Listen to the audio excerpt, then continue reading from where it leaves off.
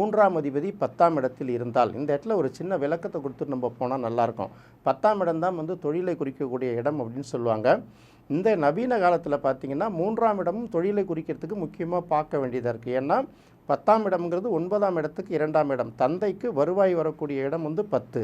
3ங்கிறது முயற்சி ஸ்தானம். ஒரு காலத்தில் தந்தை செய்த தொழிலையே அவங்க குடும்பத்தினர் அவங்க பிள்ளைகள் பார்த்ததுனால அன்னைக்கு வந்து தொழில் அப்படின்னு பார்க்கும்போது 10ஆம் இடத்தை பார்த்தோம்.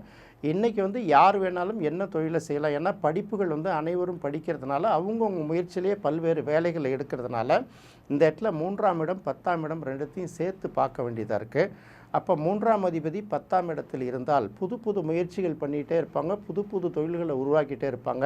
எடுக்கிற தொழில்களில் பல இடங்களில் பார்த்திங்கன்னா அவங்களுக்கு நிறைய வெற்றிகளை சந்திப்பாங்க. ஏன்னா பார்த்திங்கன்னா 3 ஒரு முக்கியமான இடம், 10ம் ஒரு முக்கியமான இடம். இந்த ரெண்டுமே பார்த்திங்கன்னா 3, 6, 10, 11 வரும்போது உபஜயஸ்தானத்தில் வருதில்ல, இது வந்து முயற்சியை குறிக்கக்கூடியது, அது வந்து தொழிலை குறிக்கக்கூடியதுங்கிறதுனால 3ஆம் அதிபதி 10ஆம் இடத்துல இருந்தால் இவர்கள் வந்து பார்த்திங்கன்னா இந்த தொலைத்தொடர்பு, கம்யூனிகேஷன், டிரான்ஸ்போர்ட் இந்த மாதிரி ஒரு இதுலேருந்து இன்னொரு விஷயத்தை இணைக்கிறது இல்லை. இந்த மாதிரி வேலைகள்லாம் பார்த்திங்கன்னா இந்த மாதிரி தொழில்கள்லாம் பெரிய அளவுக்கு சக்ஸஸ்ஃபுல்லாக வருவாங்க. பொதுவாக 3ஆம் அதிபதி 10ஆம் இடத்தில் இருந்தால் சுய முயற்சியால் தொழிலை வந்து வெற்றிகரமாக நிரூபிப்பார்கள். அதாவது அவங்களுடைய சொந்த முயற்சியிலே தொழிலில் வெற்றி பெறுவாங்கங்கிறது இந்த இடத்துல நம்ம கவனிக்க வேண்டிய ஒரு முக்கியமான விஷயம்.